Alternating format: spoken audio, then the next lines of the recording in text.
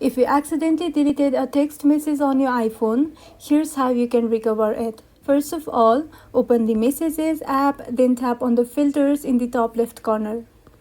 Here, choose Recently Deleted, and you will find all your deleted messages from the last 30 days here. Tap to select the message you want back, then tap Recover in the bottom right corner. The message will be restored to your original conversation thread. And if it's been more than 30 days or the message doesn't show up here, it's permanently deleted unless you have a backup. Next, restore from iCloud backup. If you backed up your iPhone before deleting the message, go to your Settings app, then tap on General. After that, scroll all the way down and tap on Transfer or Reset iPhone. Then choose Erase All Content and Settings. After that, set up your phone again and choose Restore from iCloud Backup.